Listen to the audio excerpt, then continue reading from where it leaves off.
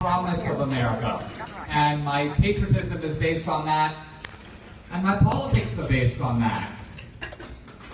Now, fast forward about 25 years, and I found myself standing in a courtroom in New York and hearing a man yell out, "United States of America versus Dinesh Desousa."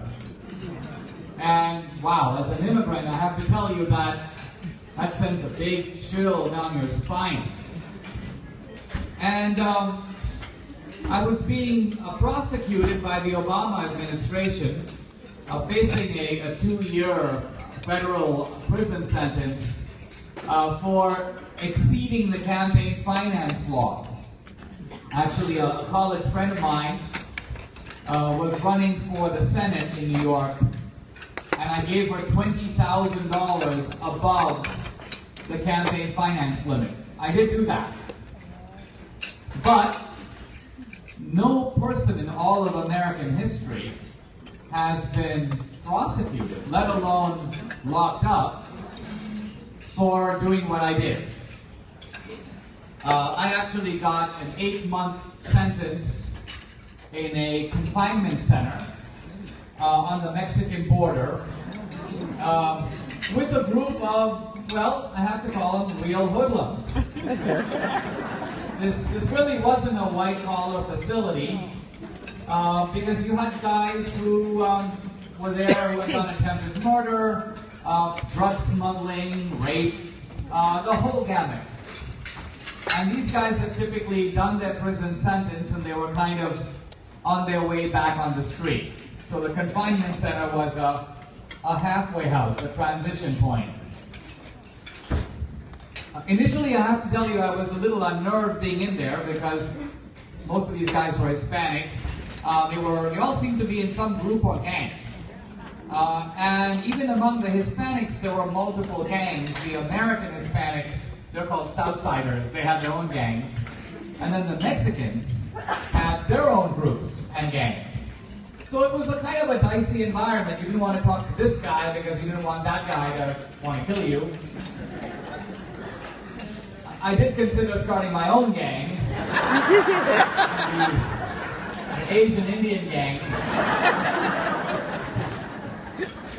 Now, after about a month, I thought to myself, you know, I shouldn't be all to myself because I'm actually in a very interesting environment. I'm in a place where conservatives never go. I mean, I'm not likely to walk down the hall and run into Charles Braunhammer or George Will. So I decided to get to know the inmates, my fellow inmates, and try to learn what I'm going to call the ideology of the criminal underclass. Now, my previous familiarity with this topic was kind of limited to 2 viewings of The Shawshank Redemption. Right. In which I got the idea that criminals insistently profess that they never did it. They're all innocent. But as I got to know these dudes and look at their case files and talk to them over 8 months, I realized that is not their view exactly. Their view is a little more nuanced and actually more interesting. Their view is that we did it. We're guilty. But we are the small fry. We are actually the stupid criminals. Because we got caught, that's why we're here. The big fry are still at large. The big fry actually don't get caught. The big fry are rarely even pursued by the system because they are too well connected in the system. The big fry run the system. And this to me was quite eye-opening. I mean, when you fast forward recently, Bill Clinton and Loretta Lynch meeting on the tarmac, Obama signaling to Comey and to Lynch, you know, hands up Hillary, I'm turning the baton over to her, she's my gal. You begin to see that this point of view is not utterly without merit. The other thing that I learned in confinement was that there's a whole bunch of people in America who don't have the view of American politics that most of us do. They have a much grittier view of life and of politics. I remember lying on my bunk bed. I slept in a dormitory about the size of this room. There were 160 of us sleeping on bunk beds. And I would hear other people talking. And I realized that they talk about only 4 topics: food, money, sleep, and sex. That's it. Nothing else. In other words, they live at the very elemental level. And I realized that although that seems kind of narrow, in some ways it's also very clarifying. Because I'm a creature of the East Coast in Washington, D.C. I was a fellow at the American Enterprise Institute for over a decade. I've now written a whole bunch of books. And so my way of looking at America was to look at the ideals of America. It was to look at American politics as a kind of debate in which we believe this and they believe that. We are for liberty. They are for equality. We believe in equality of rights. They believe in equality of outcomes, and on and on. Now, I realize that from the point of view of the criminal underclass, this is a very naive, indeed preposterous way of thinking about politics. Human nature is motivated by primal impulses and emotions. Human beings are driven by acquisitiveness, greed, hatred, lust, revenge, envy. And if these are the actual motors of human nature, why should politics be somehow mysteriously exempt? Why shouldn't we think about politics in terms of not just what does this guy say, but what does this guy want? What is it that these people are after? And that's what I want to talk about at lunch today, is what I think is the real clash in American politics. It's kind of hidden, so I want to bring it to the surface. I want to talk a little bit about the Democratic Party, and then I want to talk about what we can do. Not generically, as in, we're going to win in November, rah, rah, rah, but what you and I, here in this room, can actually do to make a difference and to move the needle. How can we do that? Now, American politics, I think, is being driven by a secret clash between 2 groups of very powerful people. On the one hand, you have what I'm going to call the wealth creators. These are the people who make stuff. And these are the people who create wealth. Not just entrepreneurs, but also the people who work for them and with them. Remember, the most successful entrepreneurs don't just respond to demand. They anticipate people's wants that people don't even know they have. If you think of something like the iPhone, it wasn't that people wrote letters to Jobs and go, hey, I want a phone, it needs to have this, it needs to have that. Jobs thought of it, he made it, he marketed it. Before you knew, you couldn't live without it. So this is sort of the genius, the supply side genius of the entrepreneur. You may say that supply creates its own demand. Now, think of a guy like Obama, or Hillary, or Bernie Sanders. I mean, Bernie Sanders, really? Rip Van Winkle, the guy who was sleeping on his neighbor's couch for 20 years, just woke up, barely knows what day it is. Obama can't make an iPhone. Hillary and Bill have never started a business. One interesting question I'm going to come back to is how the Clintons went from 0 to $300 million on a government salary. I want you to think about what product they were selling. But my point is that these guys are not successful by the standards of technological capitalism. They don't know how to do any of that. They've never done it. I mean, poor Obama can't even put up a working website. So these guys are, from that point of view, complete losers. But this is not to say that they are untalented in general. They're actually very talented at something else. What are they talented at? Well, I think with Obama, he's not so much a community organizer as he is a resentment organizer. He knows how to tap, provoke, and mobilize the restless engines of human discontent and the very powerful, although secret, vice of envy. The one vice that never speaks its name. No man ever looked in the mirror and said, "There stands an envious man." Envy is something we hide even from ourselves. Now, what the progressives, a very interesting word by the way, progressive, what does that mean? It sounds like they want progress.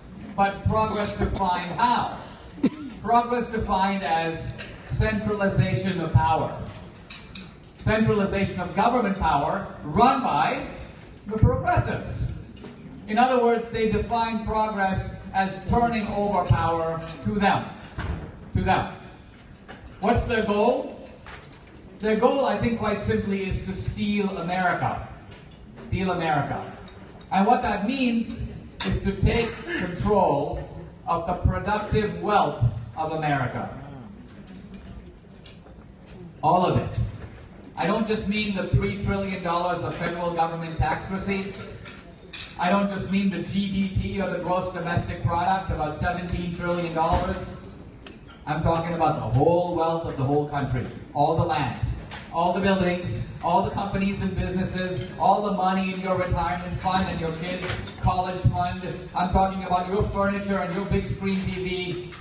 You add up all that wealth, that's $75 trillion. That's one big pile of dough.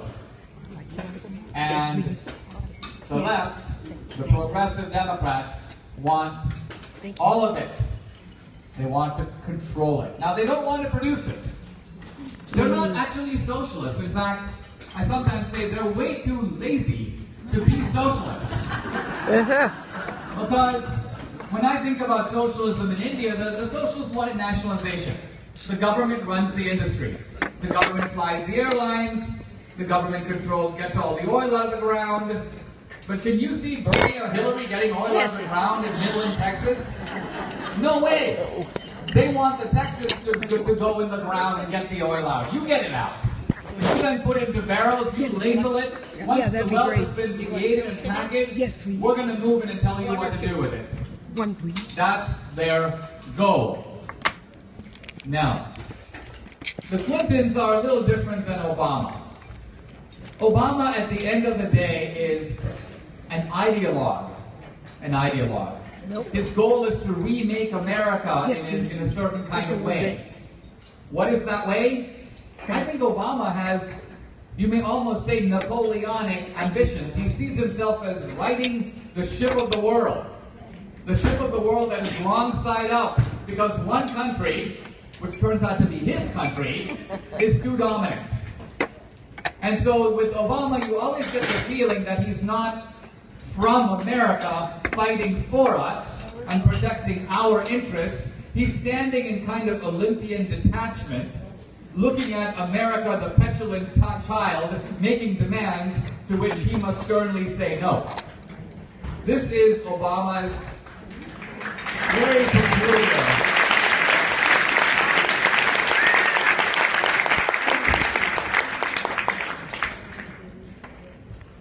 But Obama, at the end of the day, I believe, thinks that he's actually doing something great. I think he thinks that he's making the world better. He is transforming America from a unipolar to a multipolar world. He's taming, in his view, American arrogance. He sees himself ideologically. Now, the Clintons are a little different. I mean, these are characters who are straight out of Mark Twain. You might remember the Duke and the Dauphin from the Huckleberry Finn. These are two scam artists who are basically on the take and on the make from day one. And the Clintons are like that. I mean, these are guys who are sort of running rackets since the Arkansas days. I just want to give you a brief reminder of the last 6 months of the Clinton White House. They're renting out the Lincoln bedroom for cash. They're traipsing through the White House with aides and a yellow pad, essentially looting the place, making lists of curios, taking a Norman Rockwell painting off the wall and spiriting it off to Chappaqua. The Secret Service literally had to drive over there to get it back. And they're selling pardons to big-time racketeers, criminals, tax cheats, and felons. They literally put the word out that if you want a pardon, how much are you willing to pay? And they began to field innumerable requests, and they end up doing all these scandalous pardons before they get out the door, essentially trading presidential influence for money. Now, we fast forward to Hillary as Secretary of State, and we notice this massive escalation of the Clintons' fortune. Remember, Hillary said that she was dead broke. And a lot of people were kind of scornful because she did have a $6 million book advance in the wings, but they did have a lot of legal fees. And technically at that point, if you didn't count the book advance, they were broke. But how do you go from broke to a couple of $100 million in a few years when your only income is coming from books and speeches? It doesn't actually make any sense. You have to think, is there a plausible way that this can even happen? Now, the answer, of course, is no, although, ironically enough, Bill's speeches are part of the Clintons' new modus operandi. If you are a Canadian billionaire who wants uranium contracts in Kazakhstan, or if you are a group of rich and wealthy Indians who want Hillary Clinton to change her position on the Indian nuclear deal, you have to follow the Clintons' three-step dance move. It's a three-step pirouette, and it always goes in the same order. The first one is you have to demonstrate your own seriousness. And the way to do that is to invite Bill to give what, in quotation marks, I'm going to call a speech. A speech. Because Bill Clinton, when he left the White House, was speaking for $150,000. A lot of money, but not out of line with what ex-presidents get. And then, when Hillary became a powerful senator, Bill's speaking fee went up double to $300,000, and then it went to $500,000 to $750,000 when Hillary was Secretary of State. So all these guys who are paying Bill, and typically he goes and speaks for 20 minutes, pure rubbish. They're not paying for the speech, obviously. So what are they actually paying for? It's actually a down payment. It's a demonstration of seriousness and a declaration of what it is that you want the Clintons to do. So let's say it is, we want Hillary to switch her position on the nuclear deal that she has previously condemned. Then Hillary realizes, these rich Indians are serious, let's deliver. And so she wakes up and has a change of heart, switches her position, switches the State Department's position, and so the Indians now have what they want. And now, step 3, tens of millions of dollars flows to the Clinton Foundation. And this is happening.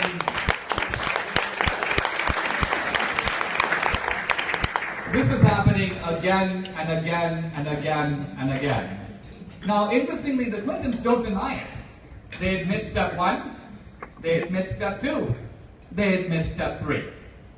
Their defense is that steps 1 and 3 have nothing to do with 2.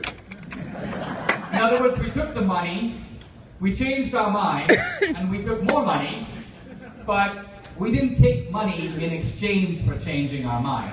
That was simply a kind of planetary coincidence. Now, look, we have actually had corruption in American politics. Think of Tammany Hall, think of the Daily Racket in Chicago. We've typically had it at the local level. The Clintons have taken this corruption to the national and even the global scale. In that sense, it's unprecedented. I think it's also unprecedented for America because we have actually elected crooks to the highest offices in the land before, but we didn't know they were crooks in advance. We found out and we threw them out. But with Hillary, we know. We know. She's actually, the Hillary door is kind of marked a known crook. This leads me to what I'm going to call the Hillary enigma. The Hillary enigma is, if we know, why would a major party, the Democrats, continue to push her forward? What's going on? What does it say about the character of the party that they would be okay with this kind of way of doing business when they know about it in advance? So when I began to look into this, which is to say to investigate a little bit more the secret history of progressivism in the Democratic Party, I came across something that surprised me, and I've been in American politics for 30 years.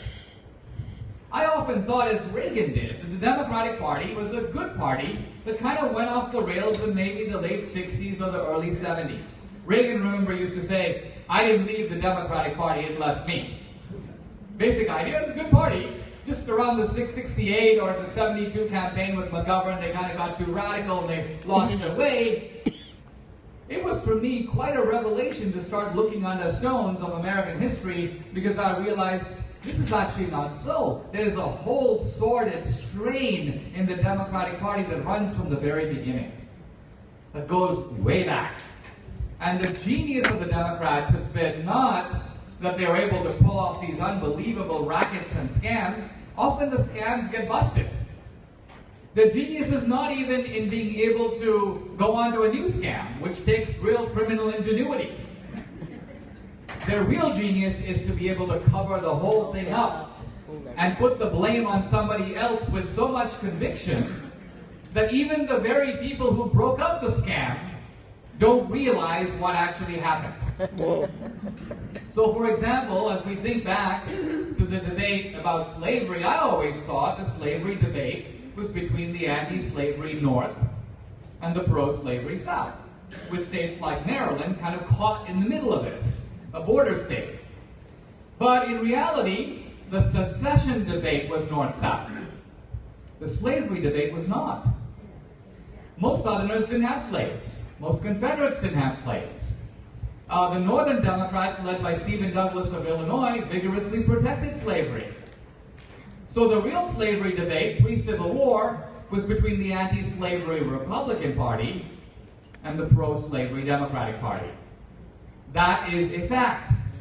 But after the war, the Democrats successfully transmuted it into a North-South debate, which is the way that our textbooks portray it now.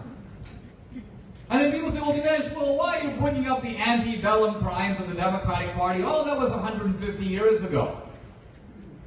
Well, yeah, but what about the postbellum crimes of the Democratic Party? Right after slavery, the Democratic Party went on to segregation. Every segregation law in the South was passed by a Democratic legislature, signed by a Democratic governor. The Democrats not only started the Ku Klux Klan, but revived it in the early 20th century. The progressive historian Eric Foner, who teaches at Columbia, says for 30 years the Klan was, quote, the domestic terrorist arm of the Democratic Party. That's what the Ku Klux Klan did. And there were all kinds of progressive heroes of the 20th century, from Supreme Court Justice Hugo Black to FDR, who were actually in bed with the Klan. In bed with the Klan. Hugo Black, who was in the Klan, said that when he was nominated by FDR, he told FDR, I used to be in the Ku Klux Klan. You got a problem with that? FDR said, absolutely not. Many of my best friends are Klansmen. There was a resolution to condemn the Ku Klux Klan at the Democratic Party National Convention in New York. It failed. It was defeated. And tens of thousands of Klansmen walked down Fifth Avenue, burning crosses and shouting racist slogans to celebrate their vindication by the Democratic Party. When When David Duke tried to pass himself off as a Republican, the whole party repudiated him. But Robert Byrd, an old Klansman, lionized the Democratic Party his whole life. He was called in his 80s the conscience of the Senate. When he died, Hillary made a video calling him her mentor. Obama and Bill Clinton went to Robert Byrd's funeral. By the way, this is not ancient history. This is in 2010. And Bill Clinton actually addressed the topic of Byrd being in the Klan. And he said substantively this: don't be too hard on old Robert Byrd for being in the Klan. You had to be in the Klan to advance the Democratic Party. You had to. You had to. Now, I say this because this is a history of the Democrats that has been beautifully camouflaged. Beautifully camouflaged. The main instrument of the camouflage is the idea that A, the Democrats redeemed themselves by A, doing the civil rights movement, and B, what is often called the big switch. I'll come back to the big switch in a moment, but let's talk about the civil rights movement. This is the civil rights movement of the 1960s. More Republicans proportionally than Democrats voted for the Civil Rights Act of 64, the Voting Rights Act of 65, the Fair Housing Bill of 68, than Democrats did. The main opposition, the filibusters, the attempts to block the Civil Rights Act, came from the Democratic Party. By the way, this is also true of women's suffrage. The Democratic Party fought it for 30 years. They lost in Congress. They fought it in the states. They lost again. So this song and dance routine we saw in Philadelphia, the Democrats are the party of women and Latinos and immigrants and blacks. They are the party of the little guy and the outsider. This is completely false. This is a big lie. Remarkably, the Democratic Party has never acknowledged its own history. I think a very interesting question for Trump to put to Hillary in the debate on Monday. Hey, Hillary, the Democratic Party is the party of slavery, of Jim Crow, of segregation, of the Klan, of lynching, of burnings, of murders. The Democrats are the ones who interned Japanese Americans during World War II. Now, the Democrats have never admitted any of this. They have never taken responsibility. They have not paid 1 penny in restitution. So will you, Mrs. Clinton, now admit, at least acknowledge publicly that this is what the Democratic Party is and this is what it's done?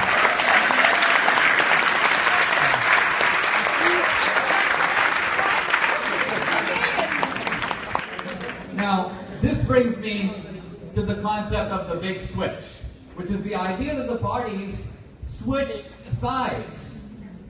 Now, on the face of it, this is a little implausible. Imagine if someone were to say that there was a time in America when the cops all decided to become robbers, and the robbers all decided to become cops. The two switched sides. This would be a little far-fetched. You need a lot of evidence to support this. And the Democrats go, well, yeah, look at all the Dixiecrats. The racist Democrats all became Republicans. Well, the only problem with that kind of assertion is it is possible to check. And in these days, we can check on our phone. If you make a list of all the Dixiecrats, there's a whole bunch of them, and actually count, you only need one hand, how many of them switched to Republicans, you will count exactly one. Strom Thurmond, the only Dixiecrat who moved to the Republican Party. And so the entire argument of the racist Democrats becoming Republicans hinges on one guy. All the other Democrats stayed in the Democratic Party and, as I mentioned, were treated heroically until their death. Now, Trump, to his credit, has been willing to take on these topics. Echoing some themes in the movie, he says the Republicans are the party of Lincoln. He says the Democrats are the party of slavery and segregation. He's willing to go in the inner city and talk about the failures of, we in the film call it the urban plantation. People go, Dinesh, what kind of rhetoric is that? The urban plantation, give me a break. Well, I was reading a book by the historian Kenneth Stamp about the slave plantation. It's called The Peculiar Institution. And I noticed that all the features of the old rural plantations have now been recreated in the inner city. So Kenneth Stamp says on the old rural plantation you had ramshackle dwellings, dilapidated housing. We have that now. Second, you had a family structure in dissolution or disarray. A lot of illegitimacy, slavery the marriage was not a legal institution for the slaves. Third, you needed a lot of violence to hold the place together. No surprise, slavery was based on force. And so there's a lot of policing, there's a lot of whipping, because essentially the place can't hold by itself. Fourth, everybody gets a meager living. So if you get sick, they call the doctor. They didn't call it Obamacare in those days, but they have health care. And finally, even though everyone is looked after, no one gets ahead. The Democrats used to say slavery is a school of civilization, but it was a school from which the slaves were never permitted to graduate. No one got a good education, no one got opportunity, no one could rise up in life, so nihilism and despair. These were the characteristics of the old rural plantations run by Democrats, and they are the exact same characteristics run by the new urban plantations, which, by the way, also run by Democrats, and not just for blacks. These urban plantations are barrios for the Latinos, reservations for the Native Americans. It seems like every immigrant group is deposited into some kind of managed hellhole and kept there. So this provides an unbelievable opportunity for the Republican Party. The media goes, well, Trump, we're really talking about...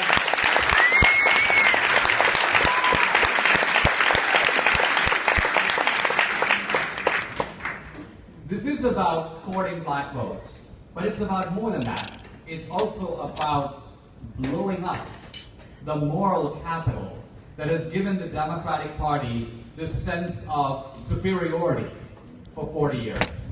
This idea that the Democrats are good guys. Not true. Now, I want to leave a little time for questions, so I need to pivot, and I want to talk about what we can do. How do we meet this challenge? Now, first of all, it is a serious challenge, and the forces that are supporting Hillary are terrifyingly powerful. Terrifyingly powerful. I'm not just referring to their great advantage in resources. I'm not just referring to the fact that they have superior organization on the ground. I just found out from someone I know that the Democrats have rented 1,000 buses in Philadelphia to take people to the polls. 1,000 buses. We don't even think like that, and we don't think on that scale. So they have that. But even more than that, they have a secret weapon, or not so secret, and that is this kind of combination of academia, Hollywood, and the media. I mean, look at the spectacle. You know the scene we saw last week, I guess, or the week before, Hillary kind of falling face first into the car? That was captured by some guy on his cell phone. Now imagine if the only person who had recorded that had been CBS News. It would never be on CBS News. If the only guy there was a reporter for the New York Times, it wouldn't be in the New York Times. And these are supposed to be journalists. So what's going on is that we're seeing actually a kind of defect in our democracy, which is that an organ that is the fifth estate that's supposed to provide a critical check on the government, a kind of critical examination of power, is not doing that. When I look at the media, I see a single sight. All these people are huffing and puffing to drag this crooked hag across the finish line.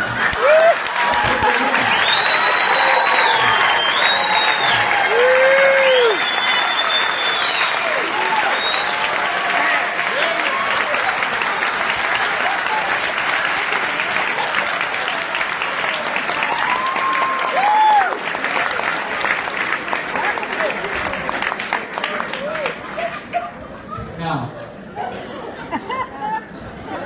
many of us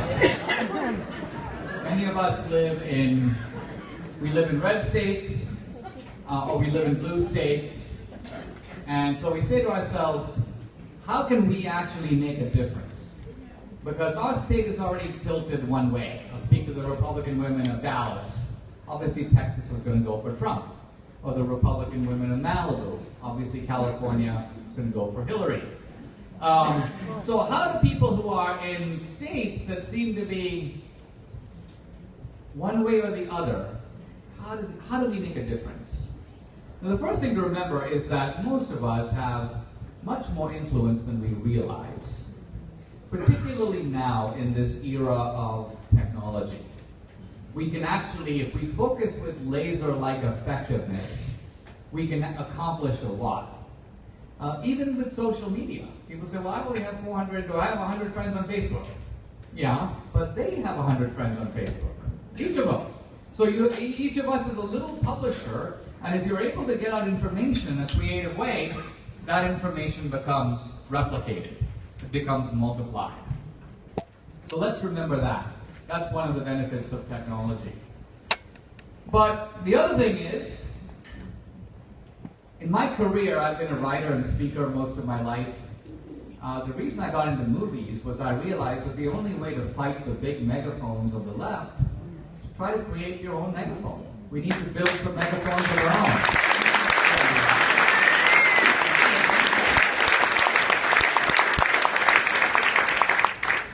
And long term, by the way, it's not just documentary films, because the left does its messaging through romantic comedies, horror films, thrillers, even animated family movies. And so long term, our team should do those things too.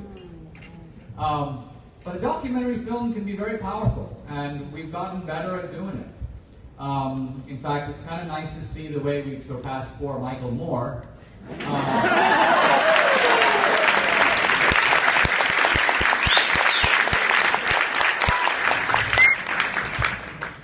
Admittedly, in the world of political documentaries, Michael Moore is still the king of the genre. If you make a list of the top 10 political documentaries, he has 5. But he's made 20 films. I have 3. And I've made 3 films.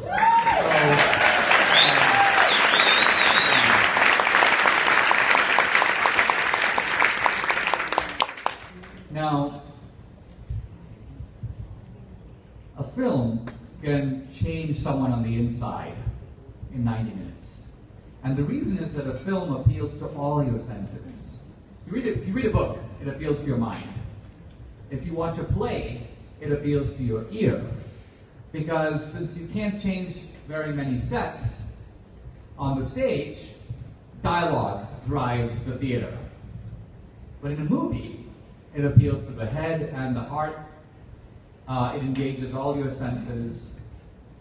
We have to remember that a good movie must be entertaining and should also be moving.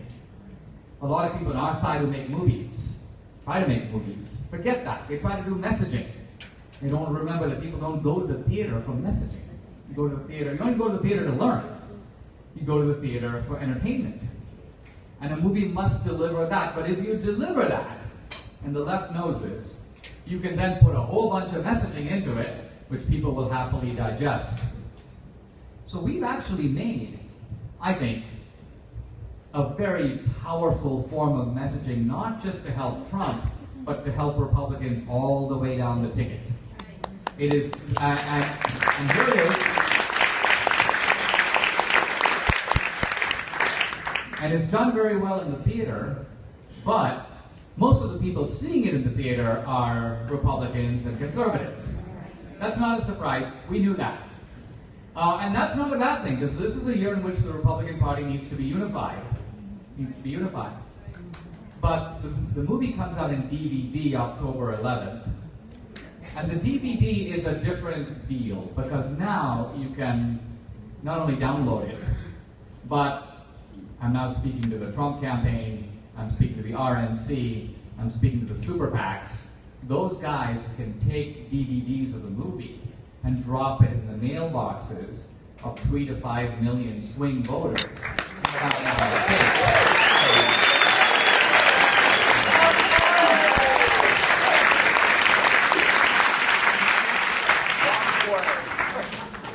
And that would actually complement the other forms of messaging. this is something the Democrats aren't doing. They don't have a movie. This is a way to reach people at the deepest level because you're telling a new story. We had guys, black guys who played in the movie. They played slaves and they played some of the parts in the movie, and they weren't political. They auditioned for the movie in San Antonio and in Dallas and Houston because they're actors playing a role.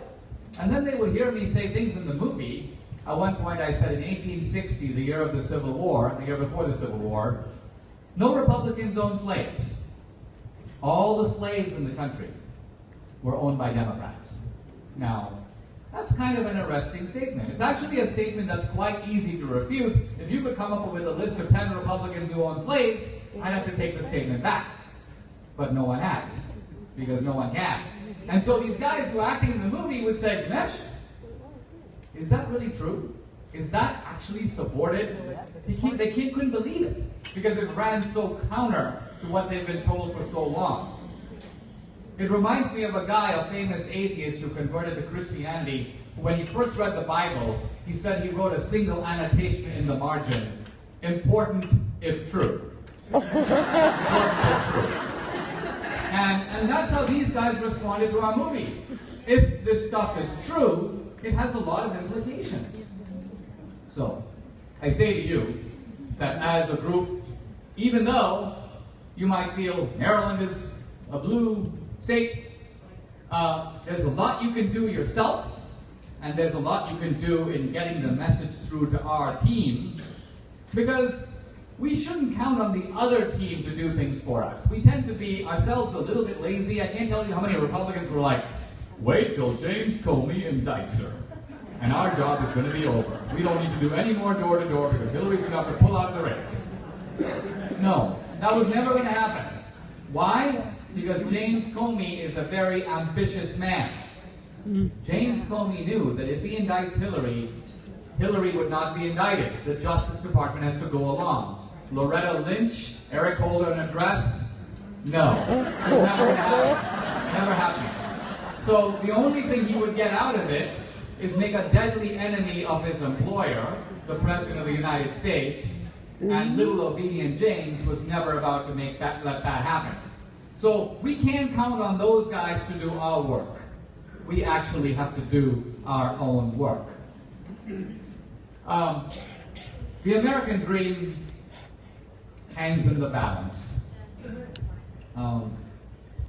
It doesn't hang in the balance very often. It's only a few times in American history that we are in this precarious position. And so by tragic necessity, the task of protecting this American dream and sustaining it is up to us. Falls to our hands, falls to the hands of the very party, the Republican Party, that did it before on multiple occasions. This is the party of Lincoln and Reagan, a party whose legacy we can be very proud of, a party that has allowed the other side to write the history books. And that's why we need to take them back. And now, just in the final stretch before this election, it's time for us to put our efforts together. By the way, all this never Trump nonsense has got to stop.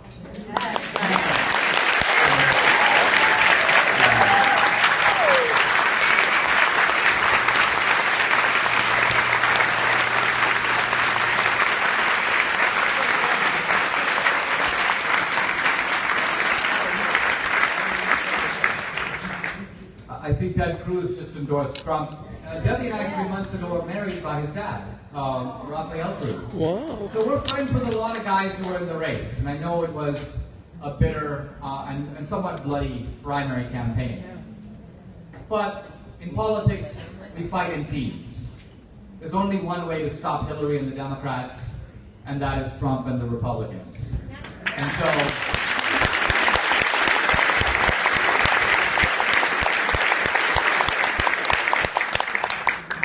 weirdly, it's Trump's election to lose. Just the way it was Romney's election to lose 4 years ago. Sadly, he lost it. But Trump has a certain kind of daring that Romney did not have, McCain did not have, Bob Dole did not have. In fact, even Reagan did not take on the topics of the inner city with this kind of confidence that Trump is. So I think Trump has a chance. It's our job to help him get there. It's our job to help this party do what's done before. If we do so, we will be worthy successors of those people who fought hard at important times in this country's history to protect and preserve this American dream and pass it on to future generations. We can do it, and in the words of the 1960s, if not now, when? And if not us, who? Thank you very much.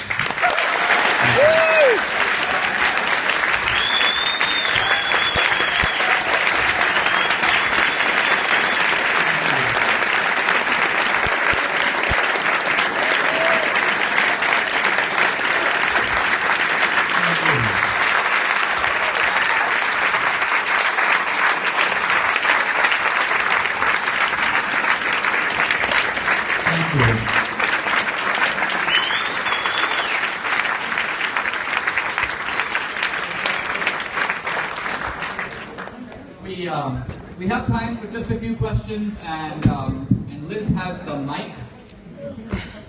So if you raise your hand.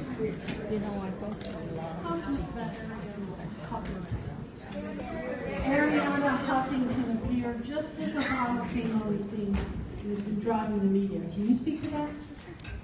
The question is about this woman, Ariana Huffington, and the Huffington Post. Now, Ariana actually started out kind of on the Republican side of the aisle, and then pivoted to the left, and has now become part of the sort of Hollywood elite. And but I have to give her credit because she is a left-wing entrepreneur. By starting the Huffington Post, acquired by AOL, she's essentially created a channel. And it provides a lesson in what our side needs to do. Any of us is capable of creating a channel. Look, today, this evening, if you turn on CNN, there'll be about 600,000 people watching CNN. Probably about 400,000 watching now, this time of day. Right? I have 2 million fans on Facebook, 300,000 on Twitter. Why can't I be bigger than CNN? Why can't I create a channel? So when we start thinking like that, we think that it's not that because CNN is on my TV, they have a certain iconic power. We're actually very close to the time when you'll be able to plug in your computer into your TV, and now you have 3 million channels. And so the whole world of media becomes changed. So I would urge us, especially our young people, to think entrepreneurially like this. Not just, do I want to go work at the Heritage Foundation, do I want to work on the Hill, but what needs to be done? The left has Colbert, they have Jon Stewart, they have Bill Maher. Right now we have nobody, nobody, and nobody. But we need some somebodies, because a lot of young people get their ideas and their whole sense of comedy and their political information from comedians. So this is the world we live in, and we have to adapt to it effectively. Okay? Yes. Yes, ma'am. Hello, my name is Dolores Reyes, and I am trying to have a megaphone. I have a very small one, not quite as glorious as yours, but I do have a radio show. It's called the Dolores Reyes Show. We call it Talk to Me. We're on 1340 Spirit Radio. We are broadcast in all of Maryland, all of Virginia, parts of Philadelphia, parts of West Virginia, and all of D.C. And so subsequently, what I'm trying to do with the African American community is to educate them on how to be self-sufficient. I'm trying to educate them on school choice. I'm trying to educate them on good health, and to let them know that the police are our friends and that they're not our enemies. I need people to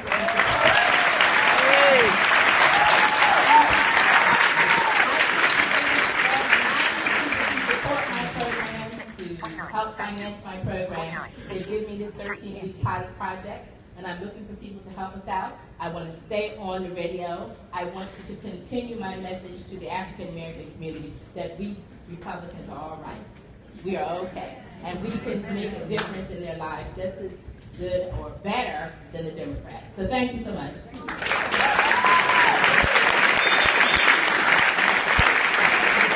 Hello. Hello. Also, I have your card. yes, yes.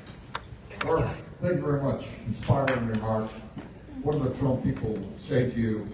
They describe and say themselves that they listen. Are they hearing you? And how are they changing because of your remarks?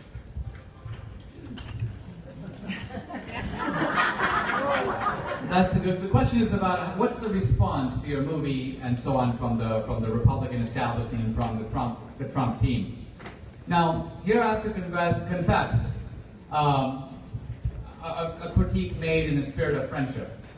If I was Michael Moore, the whole Democratic Party would have gotten behind me. They would have seen that this is a kind of a loaded gun, and they would be firing away. I just read a little article online. David Brock, one of their henchmen, he's running 13 Hillary hacks. Probably has 400 people working for him. Our film team is about 8, a small bunch of guys. We've created this messaging, right? So far, dead silence from the RNC. Not a word, no contact. Our efforts to make contact with them, unavailing. Now with Trump did tweet out, go see the movie. And we have gotten DVDs of the movie to him 10 different ways. I'm friends with Steve Bannon, who's CEO for Trump. I know Kellyanne Conway. So I'm trying every which way to get the movie to Trump. But I can't swear as of right now whether he's seen the movie or not. I don't know. I can tell from his talks that he's echoing themes that are in the movie. But if that's true, he appears to be nervous about the film because he never mentions it. Trump said all Americans should go see this movie when it comes out October 11 in DVD.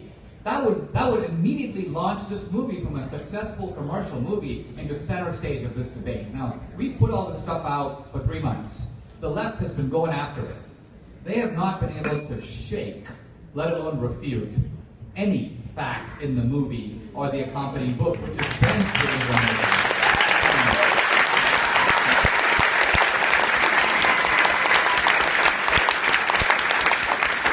So the truth is, I think there's still time, but I'm a little baffled why our team doesn't work as a team.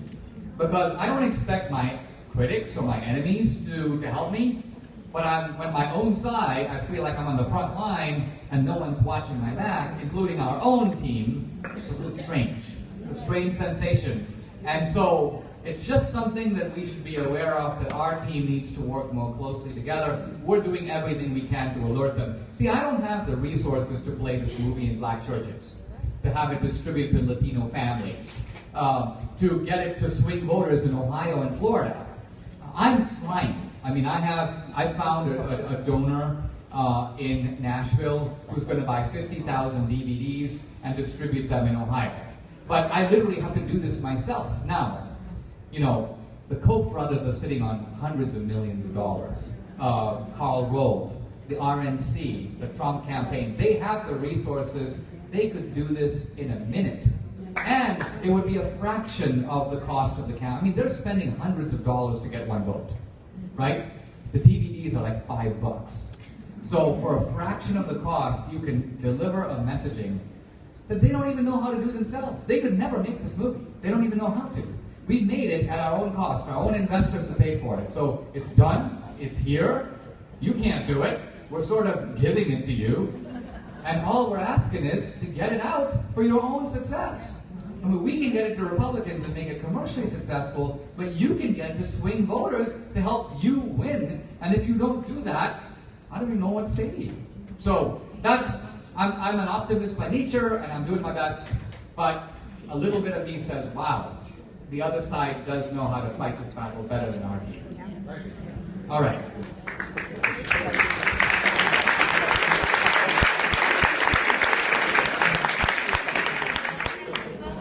My name is Victor Schmidt, and I saw your movie, and I'm happy to say, as a blind person, I did not need audio description. That's how good it was. I could just follow what you were saying, and maybe once in a great while my girlfriend will explain what's going on visually. I guess my question is to you. As a blind person, and I can tell you some of the things the liberals have done to the blind, but I'm not going to play victim.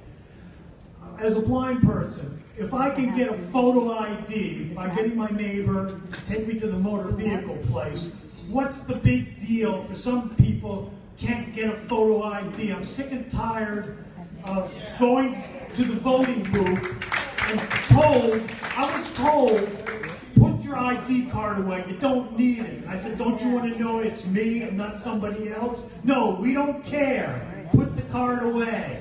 We got to have photo ID for voting. I'm sick and tired of the fraud. Hey, Victor! Woo!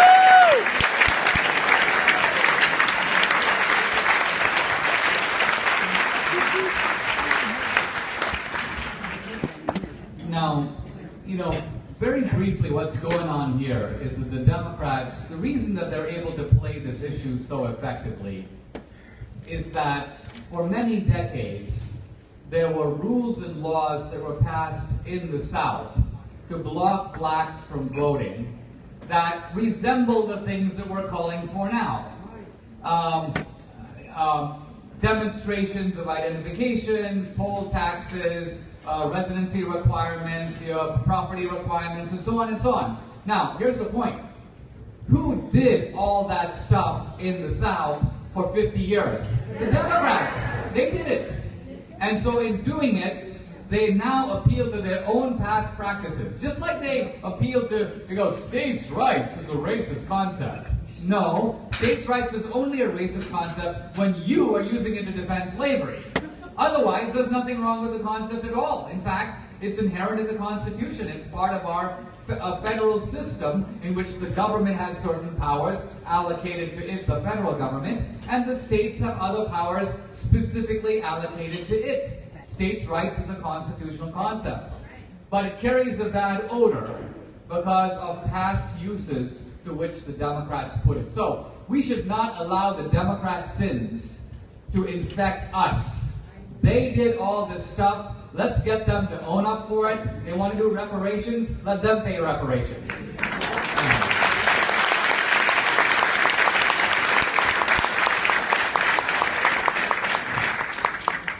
Hello.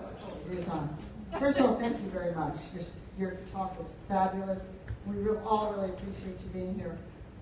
My question sort of piggybacks his question.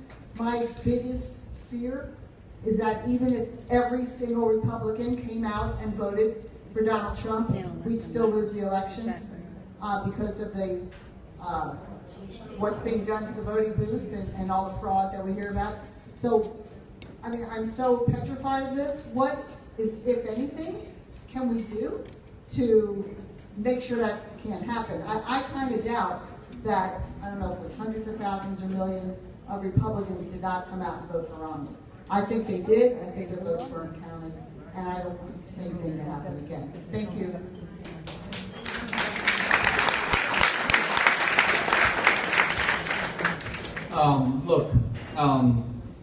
In politics, there are certain things that we can do, and there are other things that it's someone else's job to do.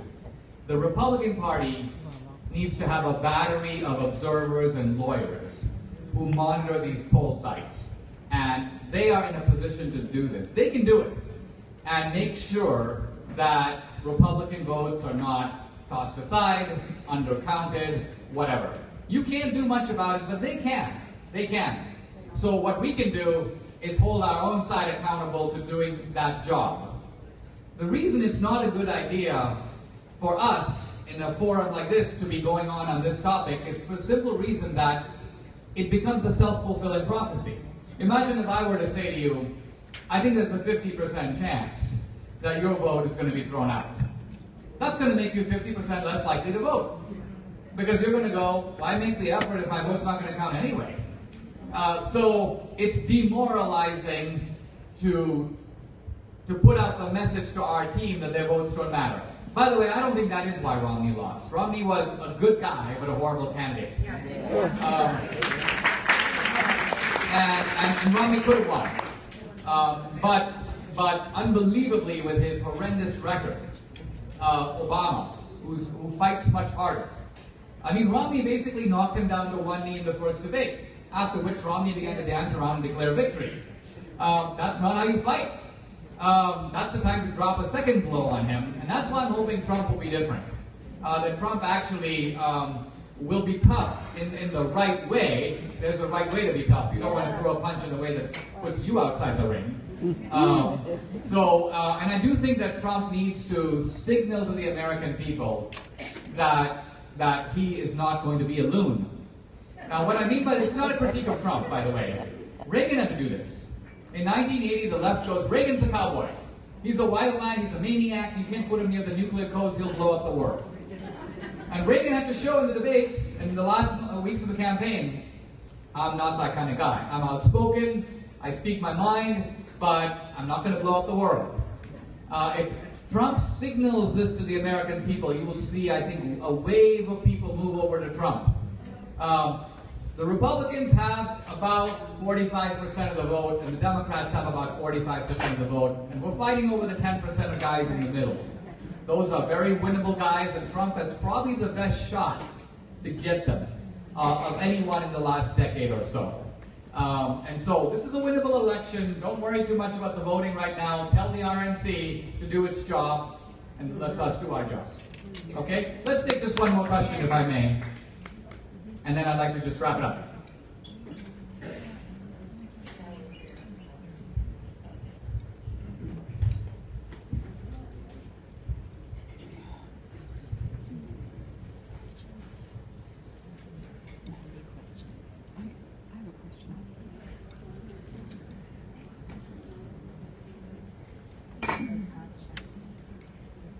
Hi, thank you. My question is, and I don't know if this is true, I heard it on the internet or saw it on the internet, and obviously we know everything we see on the internet is true. But there is a chance, probably a good one, that should Trump be elected, that our president could invoke a martial law and not turn the White House over to him.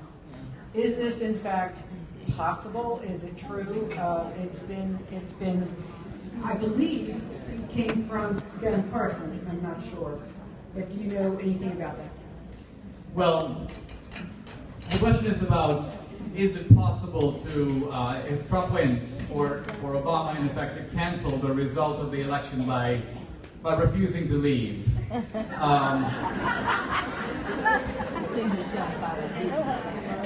I think that actually will not happen.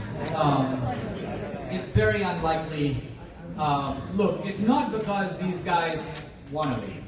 Obama has already said, and I thought this was a little bit, that he would take it as, quote, a personal insult if Americans did not vote for Hillary. So, folks, here's an opportunity to deliver a really good personal insult in November. Right?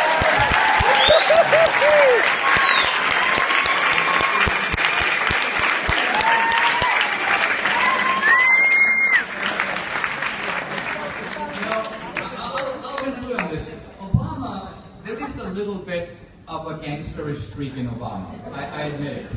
But it's a gangsterism of means and not of ends. Obama's ends are ideological. He wants to do this. Now, if he has to skirt around the law, he will do it to get there. So notice, for example, he'll dodge around the immigration laws. Or he will selectively enforce Obamacare. Or he will ignore the work provisions of welfare reform. Or he will override the Defense of Marriage Act. So there's a kind of a chronic lawlessness here, but it's a lawlessness of means. His ends are ideological. The Clintons are actually different. Because to them, I think it's all about them. Accumulating wealth and power is their goal. That's their ideology. Everything else comes second. And if you want to understand, the reason I was so infuriated at Comey is he was giving a kind of idiot recitation of all the things Hillary did. She did this, she did this, she did that. But he never asked the question, why? Crime requires a motive. What is her motive? And it looks to me that her motive is that everywhere she has been around, she has been making money on the side. She's traveled 3 million miles. I traveled 3 million miles as Secretary of State. Now, interestingly, she did not heal a single trouble spot. She didn't address any of the world's problems. She never had a summit. She never even, to my knowledge, had an important meeting. I cannot even think of a single speech or even a memorable line delivered by her in this entire tenure. So 3 million miles doing what? Doing what? Well, all we know is that she was prospering along the way. And one of the insights of the Clintons that's kind of dismaying is that the poorest and most trouble spot wreckages in the world are really good places to make money. Haiti, Libya, Kazakhstan, places that we don't think about. We're thinking about France and Germany and Japan. But the Clintons realize that when a country has been leveled to the ground, schools have to be built, bridges have to be built, and the Clintons operate, by the way, very much kind of Corleone style. I mean, first of all, Hillary's two brothers show up in Haiti. And they don't just show up with their business suits, they show up as consultants to corporations trying to get mining contracts. And so the Clintons convinced the Haitian government to deliver the first mining contract they've given in 50 years to a company with Hugh Rodham on the board. Hugh Rodham is a former prison guard. His experience in mining is nil. But he's collecting a commission for landing the contract. So this is how, and these, by the way, the remarkable thing is the press knows this stuff, because they follow this day to day. And yet, despite it, they're covering for Hillary. If Trump had done any of this, we don't even want to know the end of it. So we don't want to fight in the future on this unlevel playing field. Right now, the Democrats have an 8 to 10 point advantage delivered solely by the media. And I think long term we have to think about how do we make sure that that's not the case in the future, because we can win this time, but you can't, just like you can't beat a team when they have inherent advantages. It's difficult for a basketball team to win when the other guys are 6 inches taller. It's just going to be harder long term to win. It's difficult for us to win with fighting with this kind of liability. Now, they've made a big mess. They've doubled the national debt. They've reduced America's influence in the world. I think most people realize Obama has been bad news for America. And so, by all accounts, Trump should win this. And he can win it, and we can help him win it, so let's do it. Thank you very much.